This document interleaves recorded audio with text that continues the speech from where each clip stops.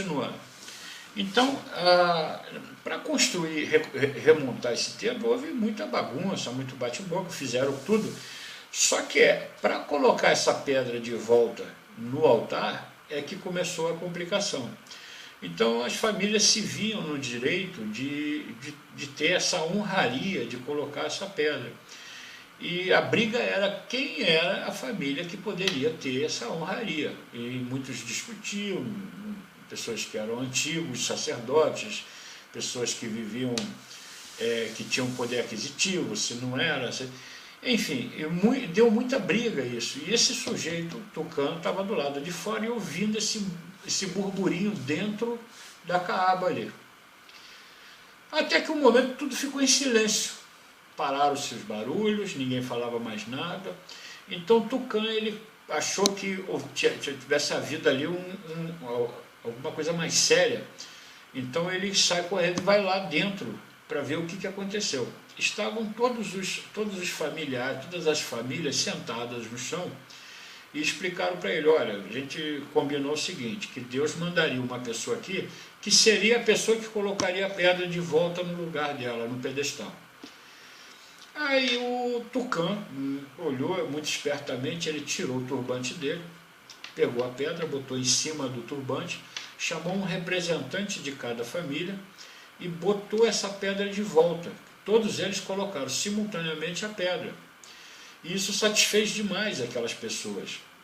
Então ele começa a ser chamado, apelidam ele de Maomé, que significa o aclamado, pela ideia, pela coisa, porque só uma inspiração divina de Deus poderia ter dado isso para ele.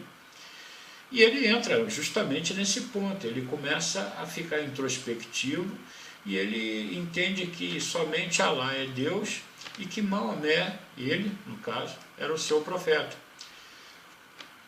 Enquanto estava no começo, estava tudo ótimo, mas ele começou a atrapalhar o comércio, porque ele não admitia que houvesse mais religiões, só houvesse o Islã. Conta as histórias sobre Maomé, que ele capturou alguns cristãos e colocou umas tumbas para escrever toda a Bíblia dos islâmicos. E então ele ia ditando, fala, pega aquele caderno, escreve tal coisa, guarda, pega o outro caderno, escreve tal coisa, guarda. Depois que ele terminou de montar toda a parte dele, porque ele não sabia escrever nem ler, ele pedia para o cara, pega aquele de lá, lê para mim, por favor. Aí o cara lia, fala, não, tá certo, agora pega o outro, lê.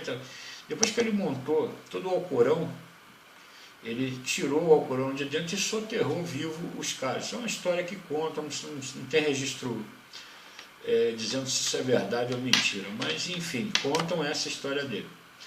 E ele começa a atrapalhar o comércio da cidade. Então as pessoas irritadas, já perdendo dinheiro, vão para cima dele para tentar matá-lo. E ele foge lá pelo ano 600, e aonde eles chamam de Égida. É a saída de Maomé para um retiro, não tem retiro, ele ia ser morto. Então ele consegue montar um grupo de pessoas e começa a impingir na marra uma religião. E esse Islã, ele começa a crescer. Você veja que nós estamos no ano 600 ali depois de Cristo, e aquela coisa começa a tomar forma. A Igreja Católica está se organizando, eles vão se arrumando, até que chega lá pelo ano 1100, os muçulmanos tomam a Palestina, e isso constitui um problema sério, porque ali era um local de peregrinação de cristãos. Lá pelo ano 1000, eles não permitiam que ninguém descesse lá para ver túmulo de Jesus nenhum, porque eles matavam. Então começa aí a necessidade da igreja deixar de seguir a filosofia do amor e montar um exército.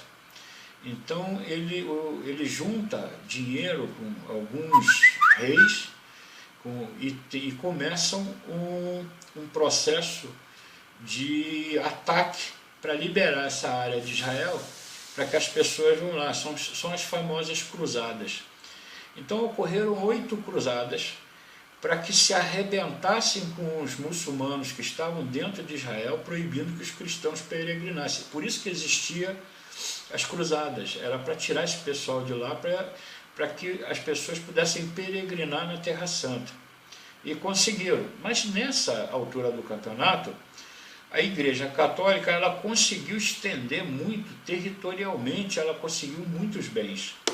Ela adquiriu muitas terras, muitas posses, e principalmente as cidades que elas invadiam, elas se apossavam de documentos, de pergaminhos, de livros para estudos, né?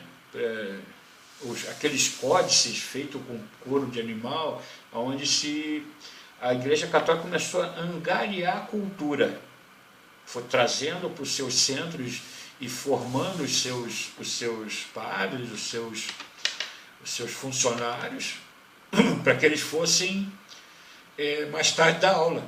Porque até então, um jovem naquele período medieval, ele não tinha objetivo algum, a criança ele ia servir que nem o Pancho Villa servia para o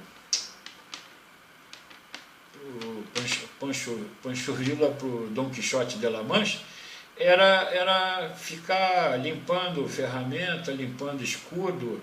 Ele ficava ali aprendendo para um dia ser um guerreiro. E esses guerreiros eram pagos por reis para fazer a defesa deles na época, né? Então, não se havia educação, não havia instrução, ensino, nada. Isso só vai ocorrer mais tarde. E assim as coisas foram se formando. A igreja com uma influência muito forte na Europa, principalmente França e Inglaterra.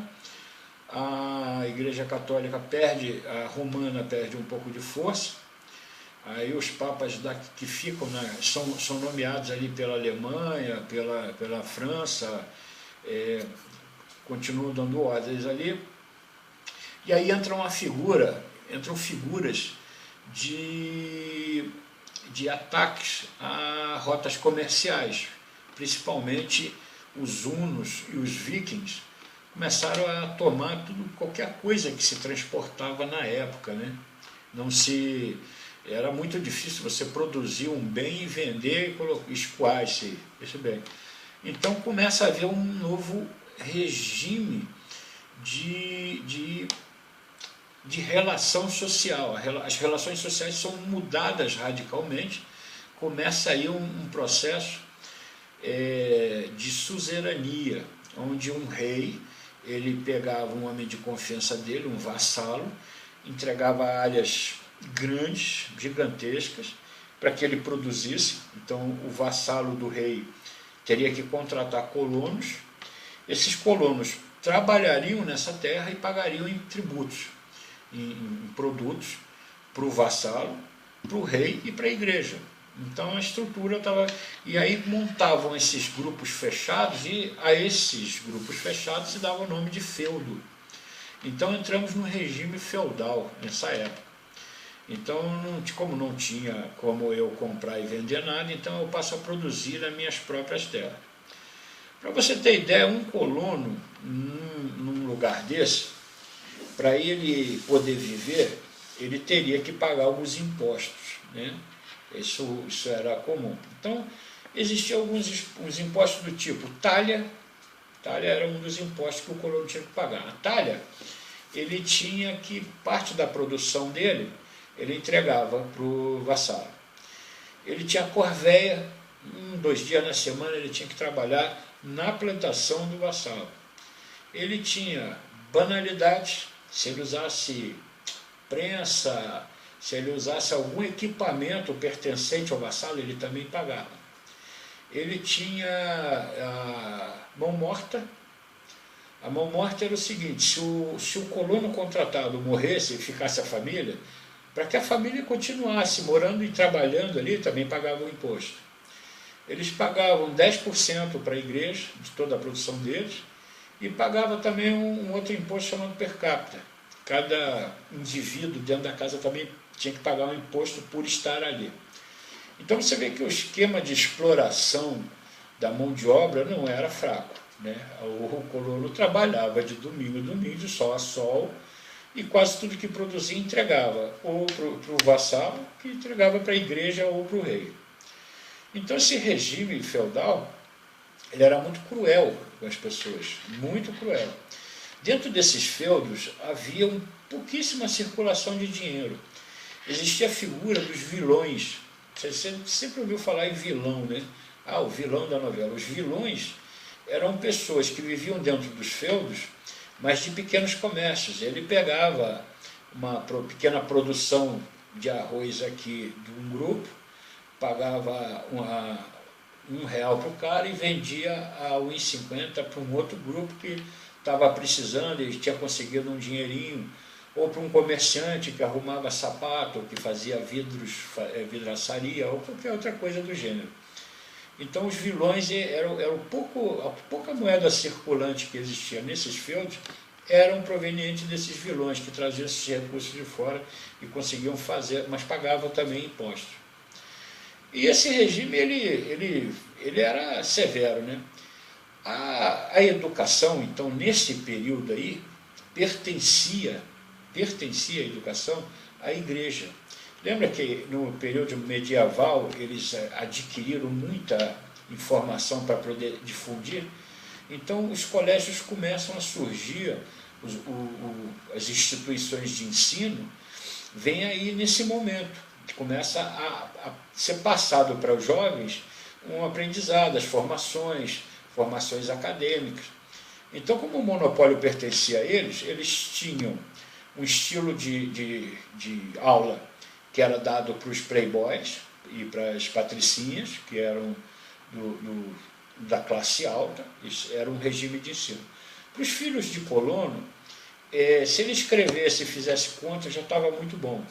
Então havia essa discriminação descarada. Mas existia um ponto que era um trabalho social que a igreja sempre precisou fazer.